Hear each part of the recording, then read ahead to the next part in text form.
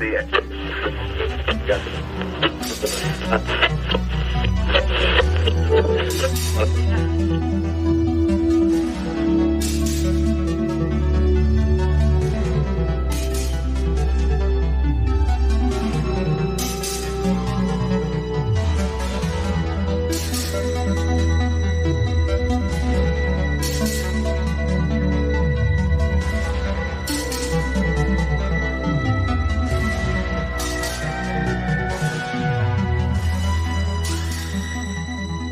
Welcome to the show. This is the Magician and the Fool podcast. We are on episode number 52. My name is Dominic. I am one of the co-hosts of the show. The other co-host's name is Janus.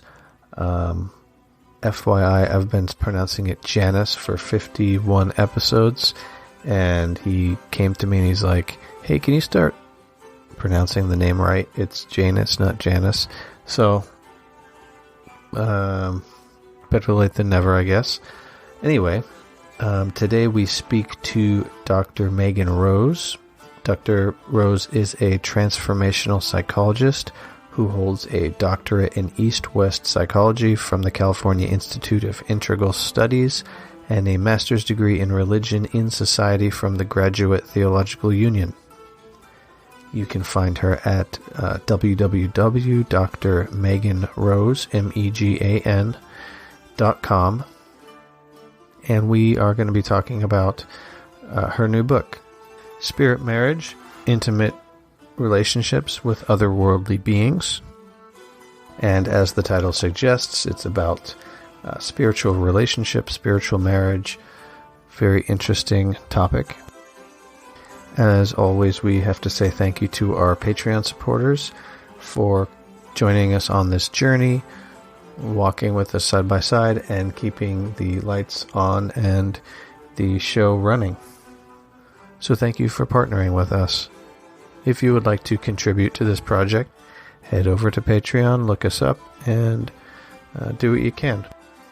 We dedicate this to Hermes and Asclepius, and may any merits that we accumulate doing this work be distributed to all sentient beings, so that they, together with us, may equally realize awakening.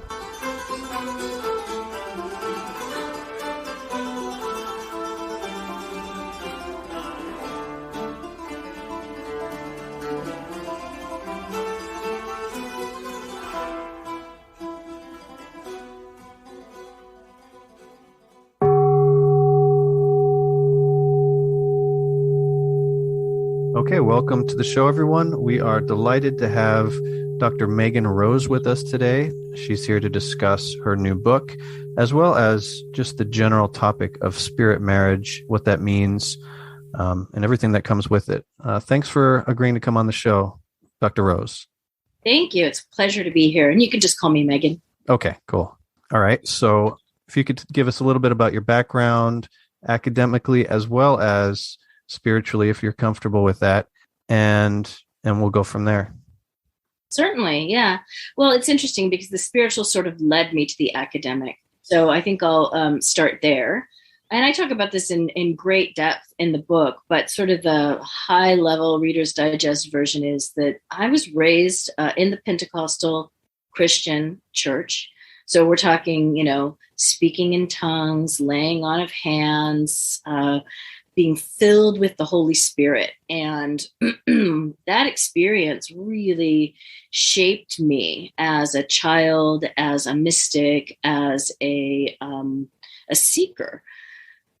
Because that, in the culture that I was raised in, you were in church twice on Sunday, once on Wednesday, and probably a Friday night or two a month. And I am a highly sensitive person. I was a highly sensitive child.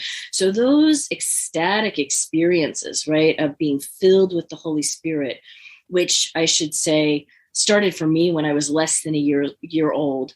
I had an illness, and my family laid hands on me and prayed the Holy Spirit into my body, and the illness was healed. But I was also really altered, really opened wide up for all of the numinous encounters that I would experience growing up and later in life. From, before I could even talk about it, right? So I'm sort of this kid walking around with her hair on fire, talking about, being spirit-filled to pretty much anybody that would listen to me. And that was really the frame that I had for it, right? It was this very Christian frame. However, I also noticed that I would feel that same ecstasis, that same filling of the Holy Spirit when I was out in nature. And later on, when I would become sexually active, I would realize that sense of being filled with Holy Spirit was really erotic. But I didn't, as a kid, I just knew that it sort of lit me up like a Christmas tree. And so when I got into college and then graduate school, I became really fascinated with ecstatic embodied spirituality. What was it that was this animating, vitalizing, potent force that I understood growing up to be the Holy Spirit, but that really became synonymous with also with being out in nature and with encountering, vast intelligences in the terroir, in the terrain that I was growing up in. And that was, redwood and ocean. I grew up in the San Francisco Bay Area, so lots of contact with redwood and giant ancient oak tree, and then being at the ocean. That filled me with that same sort of spine-tingly awakening. And so I decided after college to really try to study this, try and figure out what it was that I was experiencing that wasn't tied to Christianity. I mean, by the time I was in college, I was fairly disenchanted with Pentecostalism and Christianity. And so I was looking for more of an interfaith, transcultural experience of this. And so I went to seminary. I went to the Graduate Theological Union to do a master's in religion, and specifically religion and society, and really understanding those shaping forces that that underpin so many of our world's religions. And so in seminary, I continued to study embodied spirituality, and specifically at that point through the Center for Women in Religion. The Graduate Theological Union, the GTU, is a consortium of different seminaries, and the Center for Women in Religion was sort of like a subset within the seminary. So it wasn't its own seminary. It was kind of this body of teachers and students that were particularly looking at women's spirituality. So in any event, I went to the Graduate Theological Union. I got involved in women's spirituality. That led me pretty quickly into things like witchcraft and the occult and esoteric spiritualities, indigenous spiritualities. And that's really where I began to unpack this idea of spirit and being spirit-filled in a very interreligious and very embodied spiritual approach and place. And after seminary, I went through a kind of 7-year journey that I call my dark night of the soul. And that really it cracked me open in a lot of ways and caused me to seek really in earnest psycho-spiritual forms of healing, sort of after that arduous journey into kind of like the underworld or the sort of depths of my psyche. I really wanted to remember and refashion things in a way that would help me configure my psycho-emotional and magical body in a new way, as a kind of healing, as a kind of reclaiming. The underworld journey was just very dismantling, as many underworld journeys are, dismantling of all those things. And so it was sort of this opportunity for me to kind of put myself back together. And I began to study ceremonial magic and initiate into ceremonial magic as one of the tools to help me kind of refashion and reconstitute things. I also began to study erotic spirituality specifically through the frame of both sex magic, but also Shakta Tantra, so goddess-centered Tantra. And then eventually was led into my current research and what the book is about, which is spirit marriage. And that is the intimate bonded relationship between a human and an otherworldly or an extraordinary being. And it was the poking or the kind of prodding of spirit that got me into that research in the first place. The experience that I was having of being contacted by this very erotic, vitalizing spirit that began first as a spirit lover and then eventually became a kind of spirit beloved that was wooing me and began to ask me to marry it. And, at the time, this is 20 some odd years ago, I didn't really have a context for that. I didn't know about spirit marriage. I knew sort of anthropologically and historically that there is record of that kind of practice from my seminary studies when, we were talking about like the Nephilim and the Grigori and the Watchers in the Christian accounts and some of Mircea Eliade's research with shamans. But I didn't know that it was still happening. And so I became fascinated by this idea that it could, contemporary practitioners could be having these experiences and, for what reason, why was kind of what I was asking myself. Yeah, that's super interesting. And I love how your practical experiences were kind of interwoven with your academic studies. I think that adds like an extra layer of depth to the whole thing, which is great. I also, going back a minute, you mentioned the redwood forests. I have to kind of second that. I recently went there not too long ago, and it's quite a magnificent place, quite a spiritual experience. So if anyone is in the area and able to go, I would definitely recommend that. As far as spirit marriage, I have to be honest. Initially, I was kind of raised my eyebrow. I'm like, what is this all about? But then pretty quickly, I realized, well, okay, Mary, mother of Christ, had, she was impregnated by spirit. Then there's the angels in relationship with women in the book of Enoch, like you mentioned. Then there's the story of Merlin. Then there's pretty much almost any story involving Zeus. So it really is kind of baked into the fabric of our society and almost hidden in plain sight, wouldn't you say?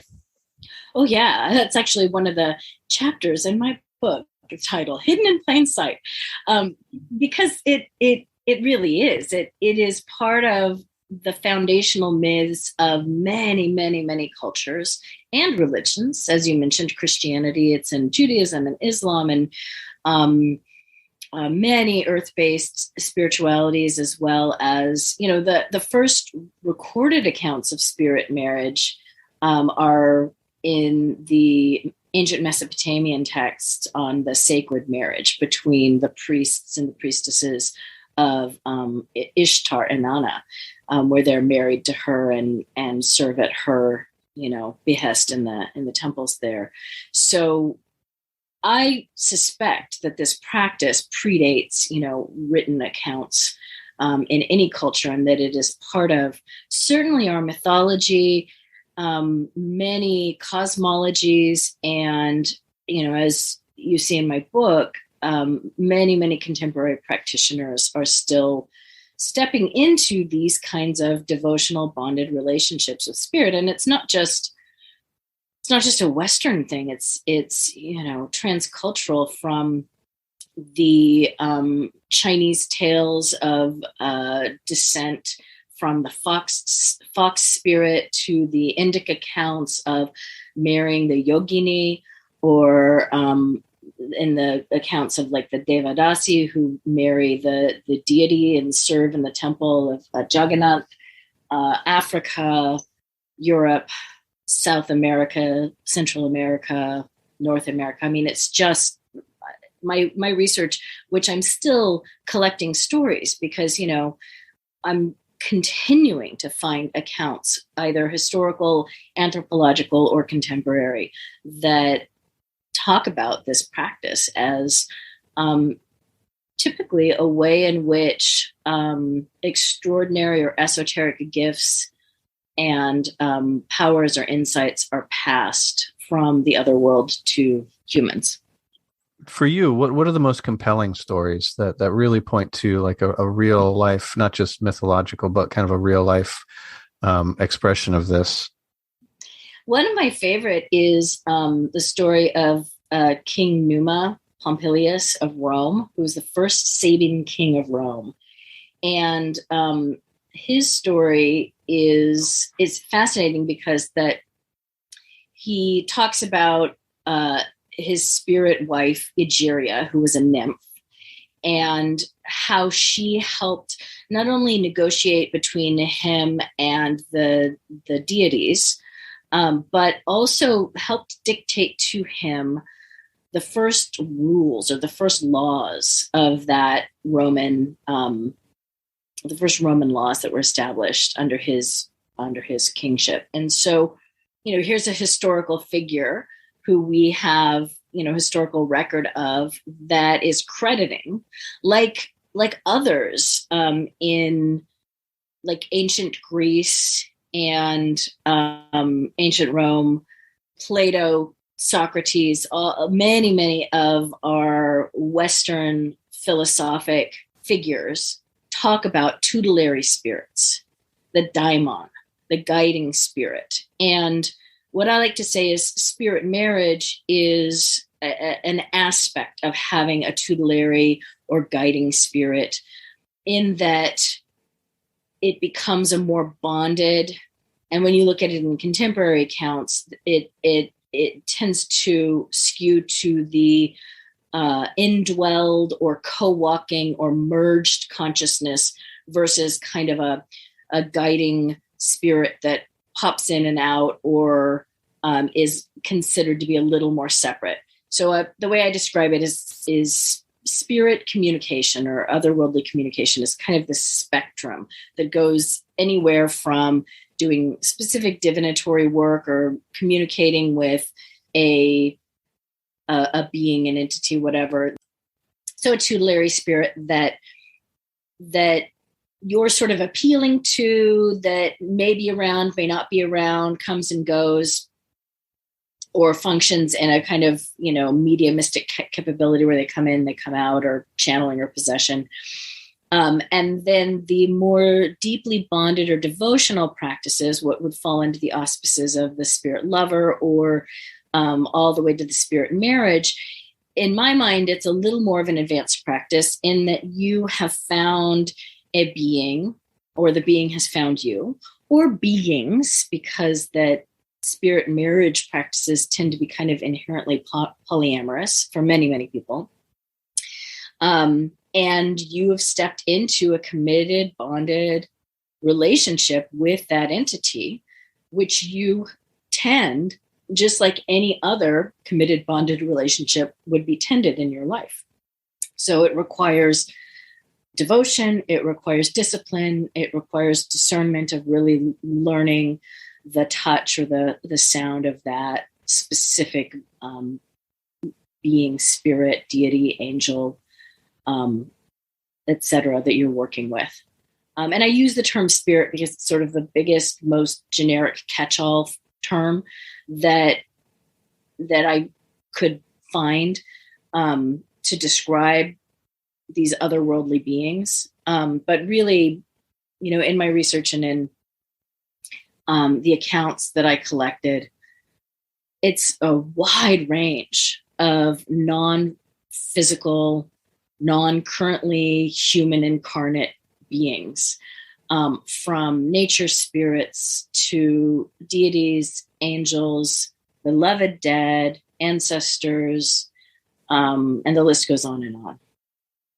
And I think it's important, especially for our listeners, although most of our listeners probably are not of this ilk, to clarify that when you're using the term spirit, you don't mean it in that banal New Age Instagram sense of just this vague milquetoast blanket term. It's actually referring to specific spirits in the plural, which are distinct entities with independent existence. Absolutely. Yes. Yeah, we're talking about, I like the term intelligences because that it connotes a sense of agency and volition and will and identity that these beings hold. They may not have a physical human incarnation, but they are a someone. In fact, the Vodou Mambo that I interviewed from New Orleans said, you are in a relationship with a someone. They may not be physically incarnate, but they are a being and have to be respected and treated as such. And R.J. Stewart, who is a Scottish fairy seer, puts it this way when he talks about, the fairy people. He said, and working with spirits in general, we do things that they can't, but they do things that we can't. And so there's this co-creative, and that kind of brings me into the contemporary examples that I collected. I talked to about 9 different practitioners, contemporary practitioners who are married to spirits in various different traditions, 7 different traditions, from fairy seership to both Haitian and New Orleans Vodou, Shakti Tantra, ceremonial magic, the West African Dagara tradition. And each of these different practitioners, they might have had slightly different language. Some call them indwelling, some call them merging, some call it a marriage. And they might have slightly different mechanics or techniques for stepping into those participatory relationships. But it was fascinating to see these people tell me their stories and to receive the stories and hear some of the same experiences, some of the same ways in which that they had come to terms with the nature of the relationship that they were in, what was being required of them, what they were asking in exchange. There was a lot of similarities. I would say there was probably more similarities than differences. And I thought that was, as a researcher, I thought that was fascinating because that, we're talking about people who aren't really talking to each other, right, about these experiences necessarily, and didn't have a lot of source material. My book is one of the first pieces of serious scholarly research being done on this. So it's not like they're reading a lot of, handbooks that's sort of presupposing what they should be, or, that's sort of like subliminally suggesting what they should be experiencing. What are some of those similarities, the most striking to you and interesting? Because that is fascinating. One of the similarities that I just thought was so beautiful and useful was the idea of negotiation.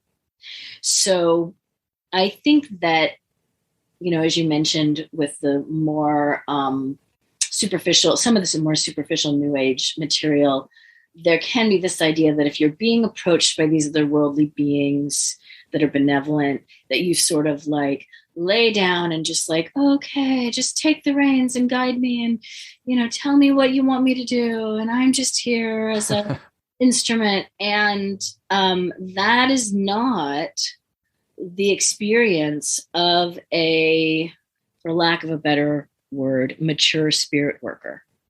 The people that I interviewed talked about throwing fits, pushing back, saying no, setting boundaries. I mean, frankly, all of the things that you would do in a relationship with another person that you needed to establish your sovereignty with, right? There are, like I said, there are things that we can do that they can't, and they need us and we need them. And so really understanding what you bring to the table, I think is of paramount importance. And it doesn't mean that these beings aren't vast and intelligent and have vision or reach beyond what we do in our sort of limited time space that humans are kind of by and large constrained by.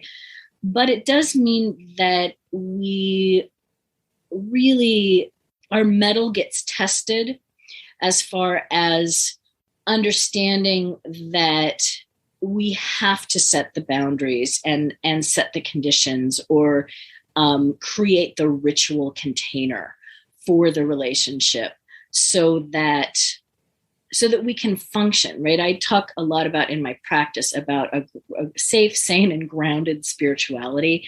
And I think that this is really one of the key practices, is setting boundaries around spiritual practice so that it is vitalizing and enlivening, and not pulling us, untethering us from our ability to like function in the default world, which can easily happen when you're working with spirit work and spirit contact, and depending on your innate disposition. Forgive me for my interjection, but I would like to back up a little bit. So I want to go back to the beginning here, because I have a few things I want to touch on, and then I have another couple of points I'd like to explore. The first one is that you led in by describing the experience of being filled with the Holy Spirit. And I wanted to ask you what that means, what that feels like in terms of the psychosomatic component of it, as well as your further development of that point, which is that it has an inherently erotic component, if I'm not mistaken. Yeah, absolutely. So I'm interested in hearing about what that experience looks like, what it feels like. What is the sensory experience of it? What does it feel like in the realm of the mind? And how then were you led to associate that with a feeling of eros?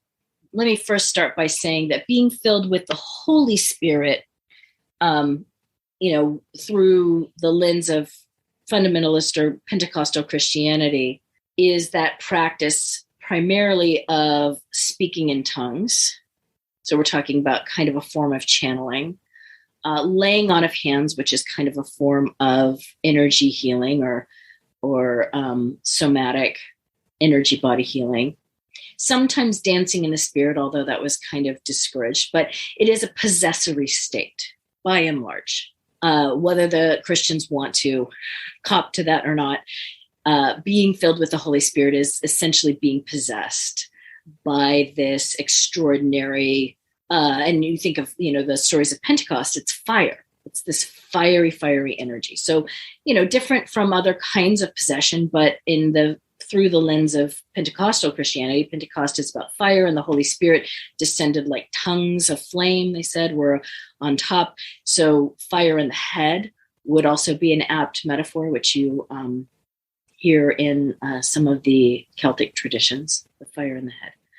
So that was very much my somatic experience as a child, was being a flame, but also being in this semi-trance possessed sort of space where you're open. And in this case, you've invoked this fiery energy to sort of blaze through you, which I felt very keenly in my nervous system, in my spinal column, and in my pineal pituitary gland complex. I didn't know that that's where I was feeling, that's where those places were called as a child, but that's certainly what I was feeling. Later in life, when I would encounter sacred sexuality and sex magic practices, and would experience the kind of Shakti or orgone energy that would rise through my body through orgasm, felt very similar to what I felt as a child with that Holy Spirit fire energy. So often starting in the bottoms of the feet or in the base of the torso, rising up through the central channel. So, I've studied yoga, and I often interpret this through the lens of the Kundalini Shakti, rising up through the central nervous system and sort of exploding at the brain or at the crown. So it's that kind of up and out energy that was, again, very similar to the Holy Spirit kind of possession, and became a hallmark for me of when I was having an encounter with my spirit beloved. And that's not necessarily the same somatic experience that everyone is going to have. Let me just be really clear. That's how my body registers when I'm having a erotic spirit encounter. So you're kind of describing the ascent of a fiery energy of spiritual ecstasy, which is both intrapsychic and physical, that is radiant in nature and puts you into an altered state of consciousness. Would you say that's accurate? I'd say that's very accurate. Yeah, it's like, your body goes into exaltation. My body goes into exaltation. There's kriya. Sometimes there's tears, or the bhava of emotion is really, really strong. And, later as I began to train as a tantric, I learned not to just let it go up and out, right? And just sort of dissipate out. But my ceremonial magic work, my tantric work really helped me learn what Mantak Chia calls the microcosmic orbit, or what many Shaktas call back down and in. So it becomes this bi-directional circuit of up and down and around. Like the caduceus. Exactly. I was just going to say, and you see that in some of the alchemical texts of the caduceus and the sun and moon, and the sort of integration, right, of, I don't even want to say masculine and feminine, because that can get into like a lot of binaries, but the sun, moon, the dark, the light, this very integrative or holistic way of psychosexual transformation. Okay. That's a very articulate explication of your position. I appreciate you taking the time to go into more depth. My next question for you, it goes towards the point of, you've spoken a bit on how in some contexts we're dealing with an indwelling spirit, in other contexts we're dealing with an objective external intelligence. My understanding of spirit marriage, well, I guess it's magic, but my understanding of spirit marriage in its traditional and indigenous forms is that it is always with an objective, external, independently existent intelligence or spirit. And often, more often than not, whether it's in the context of a medicine, I hate to use the term shaman, but that's what we have, shaman, or in voodoo, or in anything like that, it's usually contractual in nature, just like a typical marriage.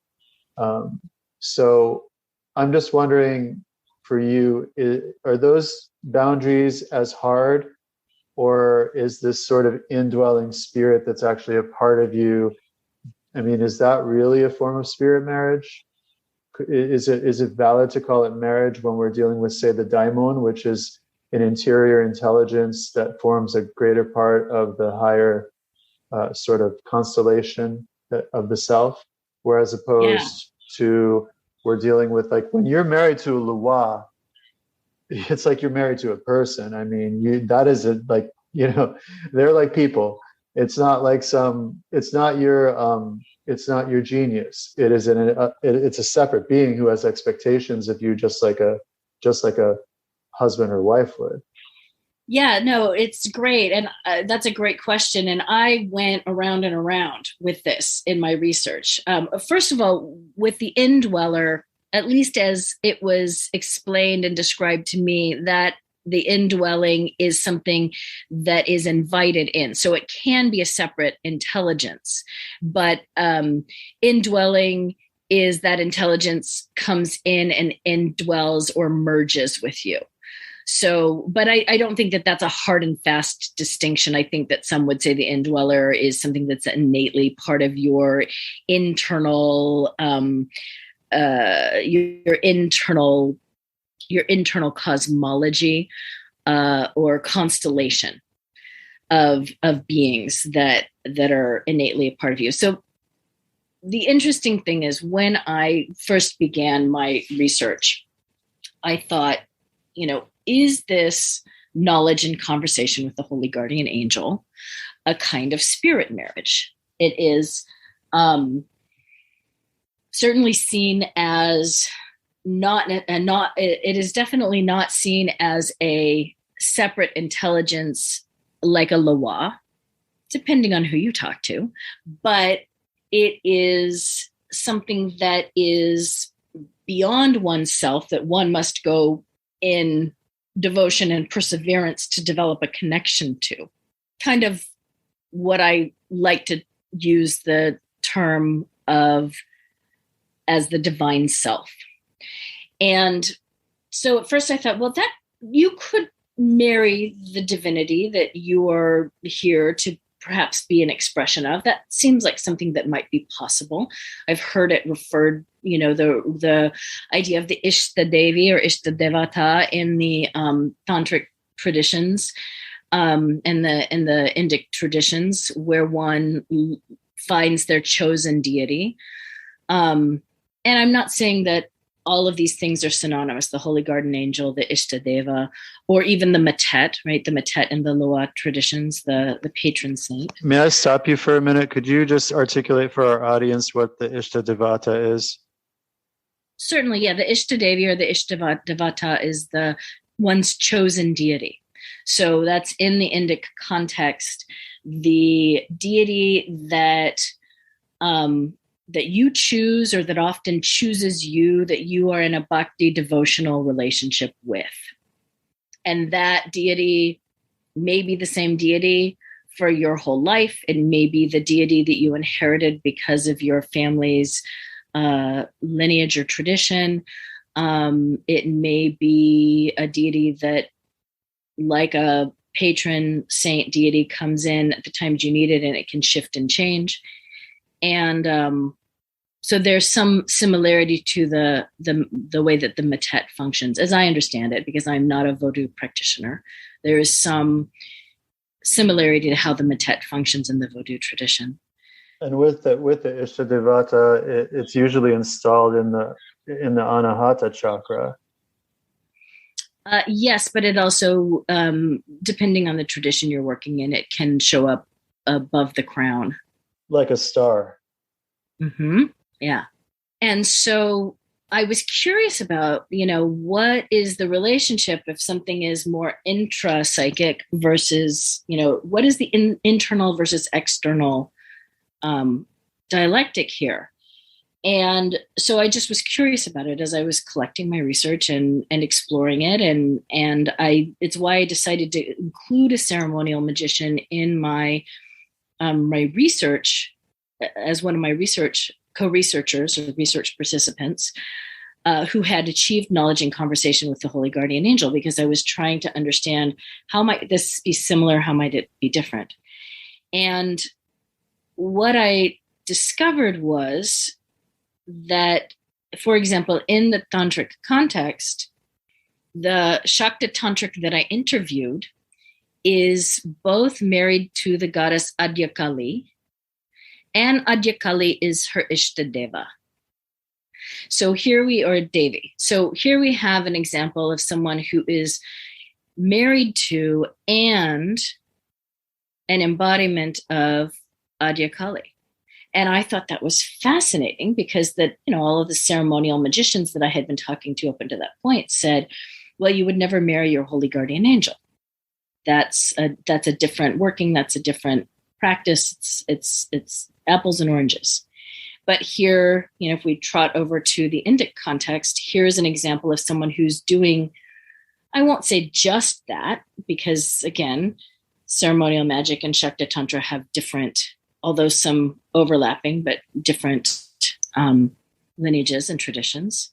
But here's an example of someone who's doing something similar to that.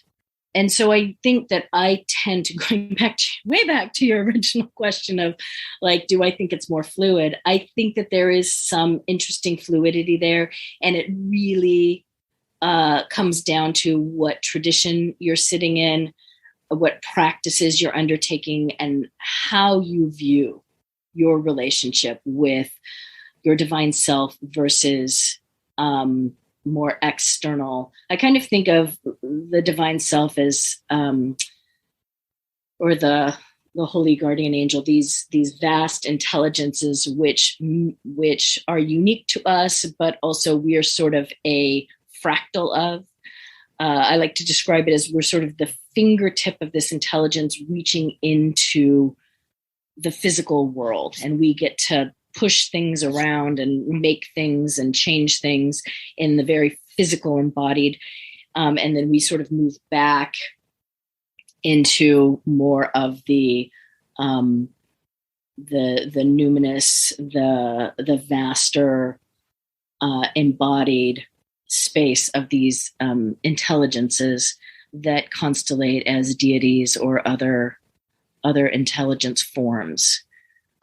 Yeah, because I think it's important also to not muddy the waters, and I appreciate how you're retaining the distinctions here, because the daimon, the good daimon, the benevolent genius, the holy guardian angel, this is something that is not necessary. It's couched in a language of paradox, where it is us, but it is not us.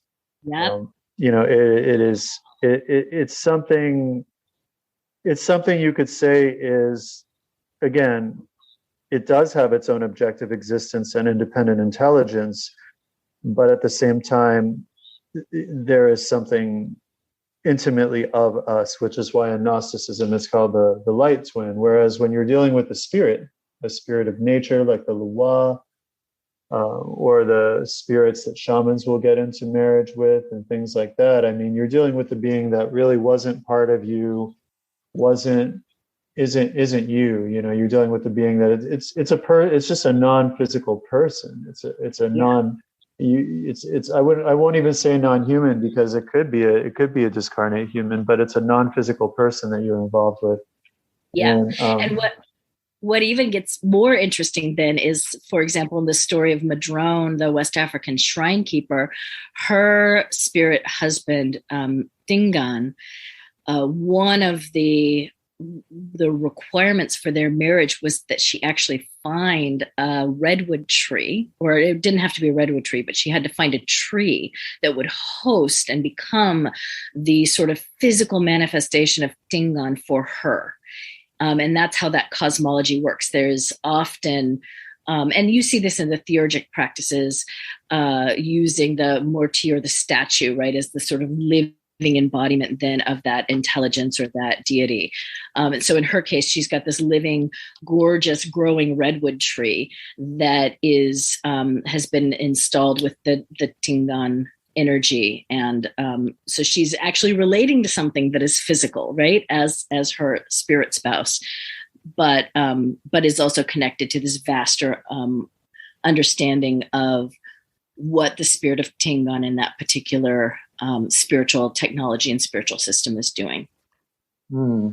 Very, very interesting. Very interesting. Yeah, I mean, it's really creating a manifestation in the physical universe, a point of grounding or a body, really, for the spirit, which is something you see in theurgy. You really see it all over the place in the world. Mm-hmm. So there's something that concerns me, not about what you're talking about, but just in general. You see it more, I think, in the American neo-pagan subculture, which ultimately is informed by American Protestantism in its ideas and attitudes. There's a lot of wishful thinking, a lot of imaginary playtime, and people latch onto ideas like this and then will tell themselves that they're married to a deity or married to a spirit or something like that, or that they're a priest or priestess of some spirit, but it's really play acting. And it's pretty frustrating to encounter, and it filters into now the online culture with the Instagram culture and all of that. And I think that it's important to emphasize the gravity, the seriousness of becoming involved with the spirit in this way, the contractual commitments that are often involved with this, and sometimes the dangers or perils of disregarding this kind of relationship if you have entered into it. And I was wondering if you could speak on that, because as far as I understand, there are blessings, but it's not something you can just walk away from for the next fad. No, it is in some cases a kind of rewiring and reshaping of who you are to make space for this, or to be remade into something new that is not just you anymore, but you and this spirit. That is in, for example, in the folkloric fairy rite of the fairy marriage. That's what happens, is you become a new third thing. And that bond is for the rest of your life, perhaps for lifetimes after that. It's not necessarily the case for every spirit that you might potentially marry. And again, it really comes down to what is the spirit that that either you're being contacted by or that you're contacting. What is their agenda? What is the nature and the agreements of your relationship? But it is definitely not something to be taken lightly. And what I recommend when people ask me, well, what should I do? I feel like I'm being contacted, or I'm drawn into this, or I'm interested in it. And the first thing I encourage people to do is find a mentor. That's what I did. I knew that there was the potential for danger in as much as I didn't know what I was doing, being drawn into a marriage. And I didn't know what the protocol was for it. I didn't want to just say yes. So, I should back up and say that the spirit that proposed to me, it took me almost 15 years to say yes. So I went through, and those were the 15 years that I was doing the research, writing the dissertation. So this entire research, which was my dissertation and then became the book, was my vetting of this spirit and really trying to understand what I was agreeing to, why I might want to agree to it, how the mechanics worked, what was going to be expected of me, right? So I did all this very exhaustive, being an academic, this very exhaustive due diligence to try and make sure that I really understood what I was getting into. And the first thing that I did was got the mentor. I found a mentor in Orion Foxwood, who is in the fairy seership tradition, because that seemed to be where my spirit was originating from, that cosmology.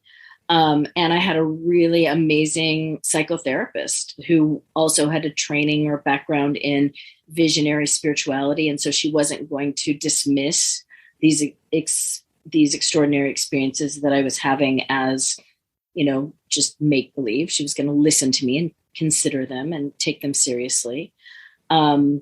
And so, those two people, in addition to my Shakti Tantric teachers and other mentors and trainings that I was doing, really helped me create a solid foundation and a solid practice for myself, because that I wasn't being called into a tradition like the Vodou tradition that has already really great protocols and practices and cultural matrix that was going to hold me. I was sort of coming at it from a more ancestral spirit that I was working with, and I had to navigate and find the people and the tools that could help me understand and uphold who this spirit was. So that's sort of the discernment piece, which really became front and center, is discerning the spirit from your own inner aspects, or your own, as you were saying, imaginative or wishful thinking, and really getting good with your rituals and your divinatory practices to understand contact versus imagination. And imagination is I don't want to discount the importance of being able to use the imaginal realm and use the visionary tools that we have that really help support a lot of this work. But wishful thinking and imagination alone isn't going to get you very far with a grounded spiritual practice. There's another thing I wanted to mention is in the beginning, especially when we were talking about all of this, another thing that drew my attention was how what you're describing is in some ways similar to the, again, for lack of a better word, witchcraft practice in mainland Europe of a spirit familiar. Mm-hmm. And I was wondering if you could talk about the similarities and differences between spirit marriage and the pact with the spirit familiar, because there are a lot of overlaps, and perhaps in some of these situations there is marriage with the familiar too in some way or another.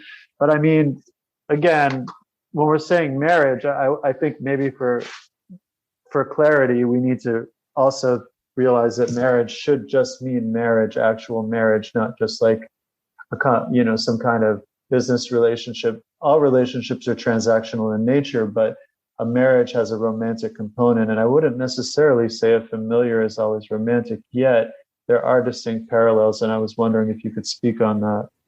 Yeah. So great point. Though I gave my disclaimer for the term spirit, I'll give you my disclaimer for the word marriage. Marriage is this large umbrella term that is the closest thing that we have for understanding a bonded, committed relationship.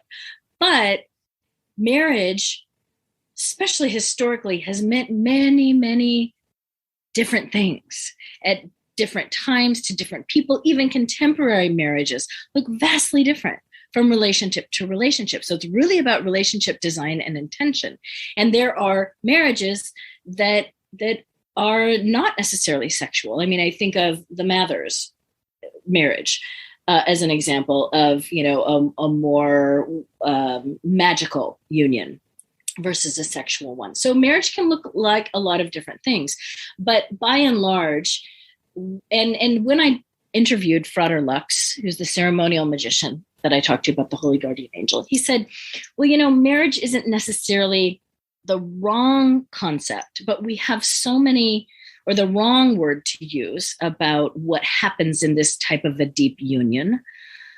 It's just, we have so many preconceived ideas or so many prejudices around what marriage is, that it should be this romantic or even sexual kind of agreement, which hasn't necessarily been the case, right? Historically, marriages were made for all kinds of different purposes.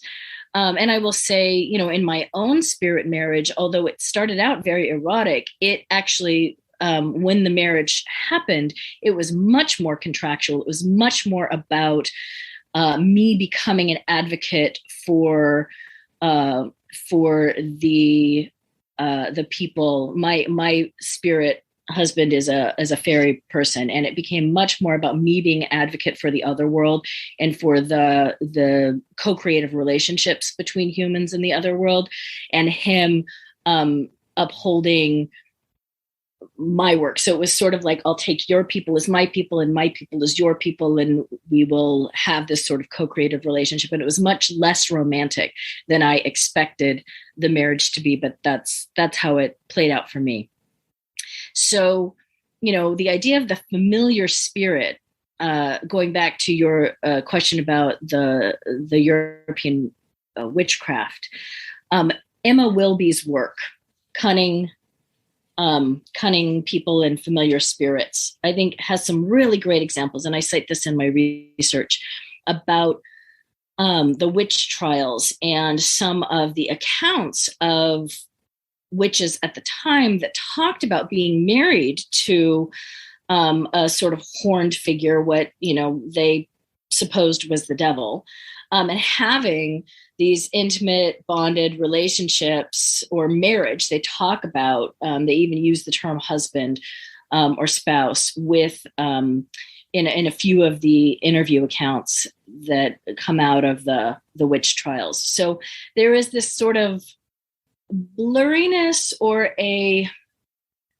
understanding that not everybody's going to step into that level of commitment or bond with a familiar spirit, but the potential is there.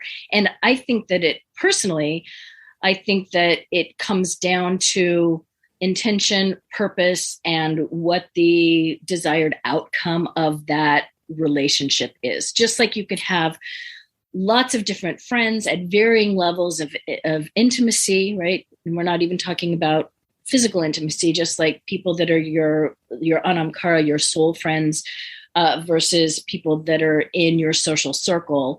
And you might have things that you do or projects that you work on, and then you might have a beloved or a partner that you're married to, and you're working on other kinds of projects. And we have a variety, and that may change and shift and change throughout your life.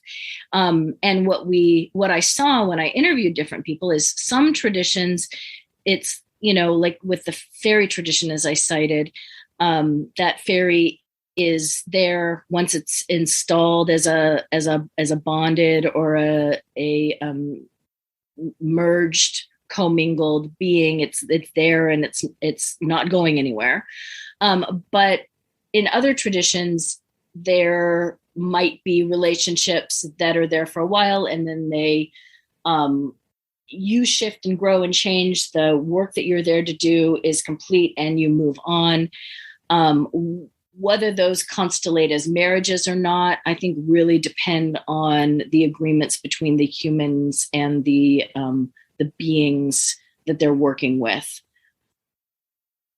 I know it's not precise, and as a researcher, we really like precise answers. But what I've seemed to have discovered is there's a lot more fluidity, and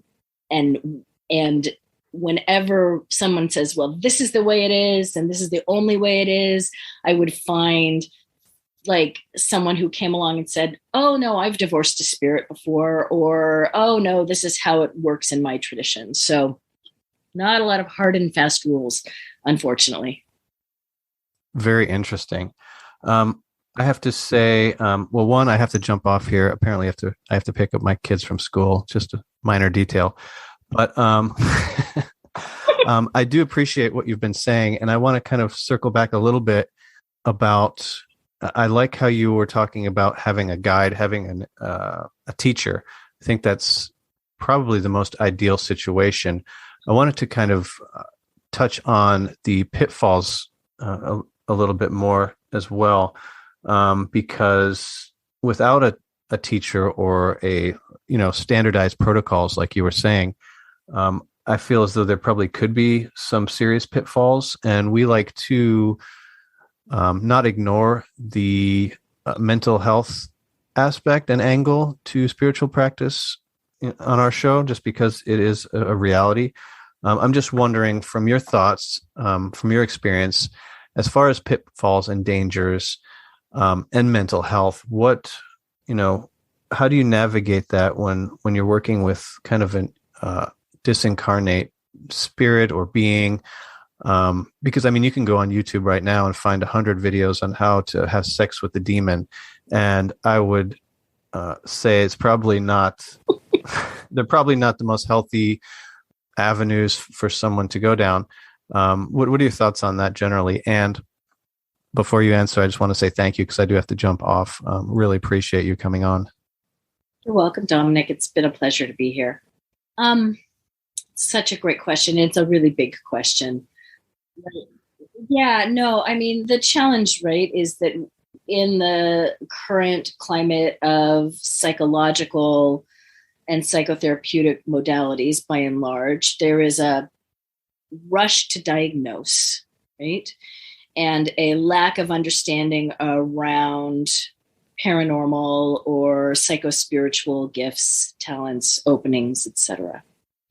And there is the very real pitfalls of rushing in where angels fear to tread, to borrow a turn of phrase, and sort of moving into certain practices and certain things that kind of dismember, unravel, open up the psyche, and without a strong container or group or lineage or teacher to hold you when that unraveling or that undocking happens, which is by and large it's by and large part of the initiatory process of the spirit marriage or the spirit companion relationship, is there's this reweaving that can often happen.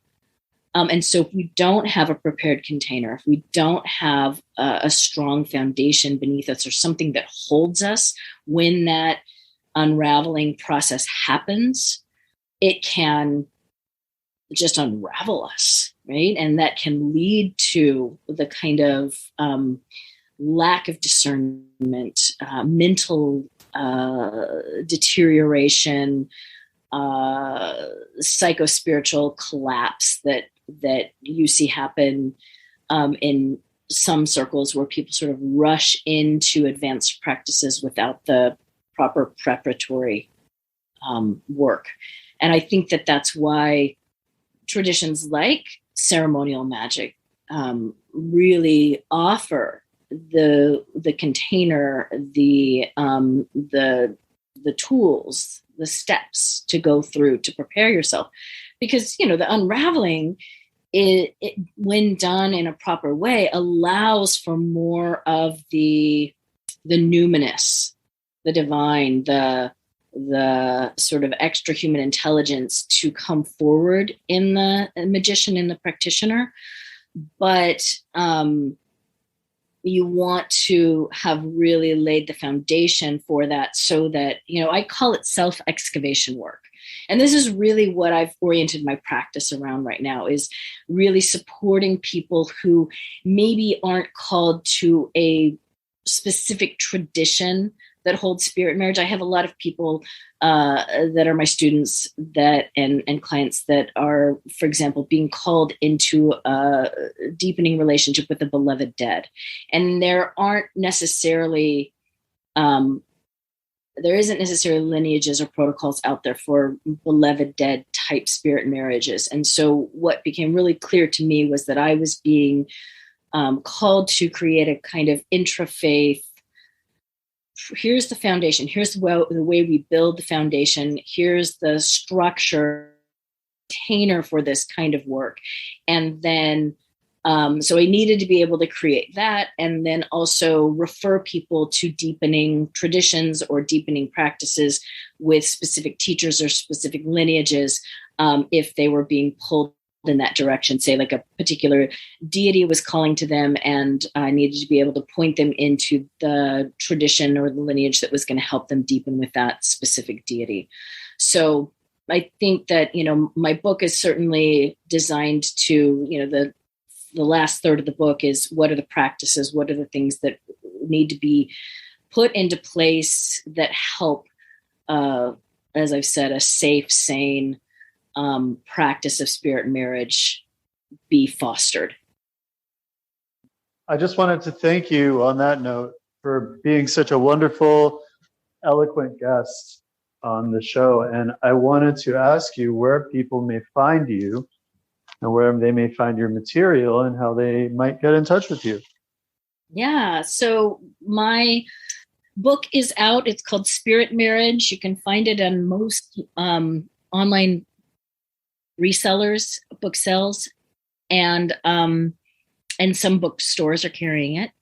And you can go to my website, Dr. Megan Rose, which is DrMeganRose.com, and find information about the group programs, the practices, the one-on-one support, and my book, and a variety of other, free teachings and materials that I have on my website.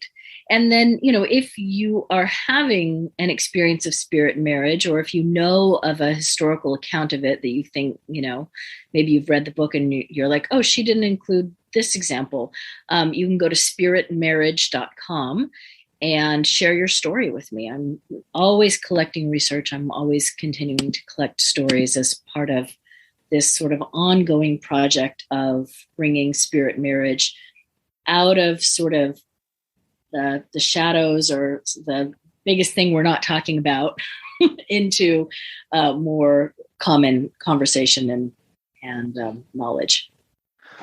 Excellent. That's great. Well, I think this is such an interesting subject that people who are just in the everyday Western world may not even realize exists. So I think it's something just really worth looking at. And I appreciate you coming onto the show, giving us all of your time and energy, and taking so much painstaking effort to explicate these nuances of what these relationships might actually look like and what they're like as a lived reality. So I just wanted to thank you and wish you the very best on your work. And hopefully anybody who found what you had to say as interesting as we did now has the means to acquire your book and connect with you if they seek to, and learn more about this subject. Thank you. It's been such a pleasure talking with you both today.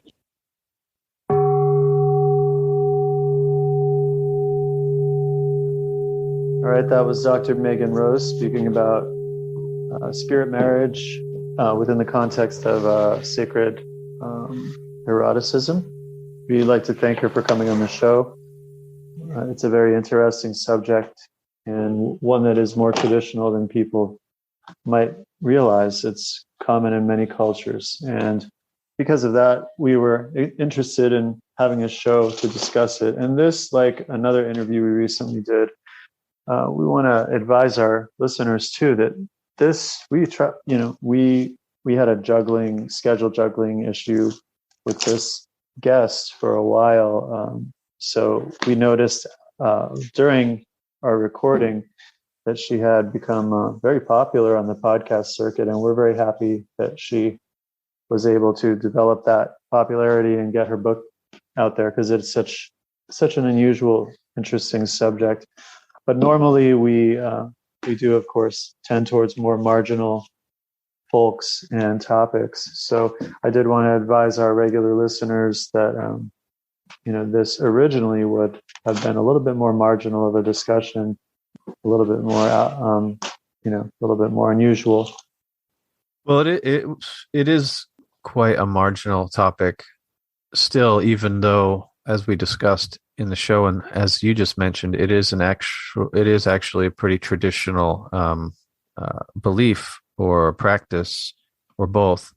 The spirit marriage phenomenon, belief, like we mentioned, it is kind of baked into our cultures, and not just Western culture. You find it in Eastern culture and in all cultures, but it is like we said, kind of hidden in plain sight. So it is interesting to kind of bring it out into the light and talk about it. It's an interesting book. Yeah, we'd like to thank Megan Rose for coming on our show. Wish her the best, and also the best in her future endeavors. So do you have a book for us today, Dom? Yes. Today I'm going to review a book that I'm actually currently still in the middle of, but it is so interesting I figured I'd use it for this segment. It's called Greek Buddha, and it is by Christopher Beckwith, and it's basically a survey of the earliest Greek accounts of Buddhism, which also turn out to be actually the earliest documented accounts of Buddhism in general.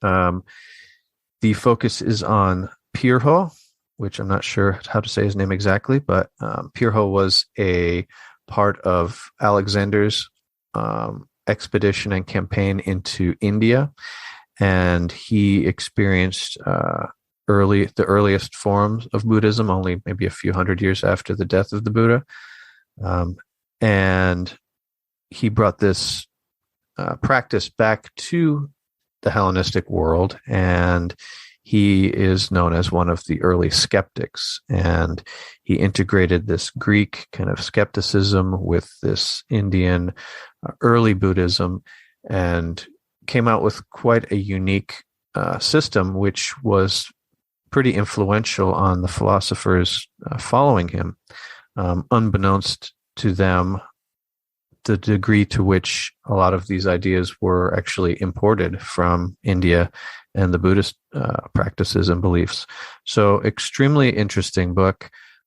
Mr. Beckwith talks about early Buddhism, the similarities and differences with Pirho's skepticism, kind of runs through each one, talks about the life of Pirho and the students of Pirho. So, overall, very interesting, great addition to just general knowledge of religion in general, and a nice way to look at the interpenetration that religions had and have, and how they influenced each other. They weren't as separate as we like to imagine.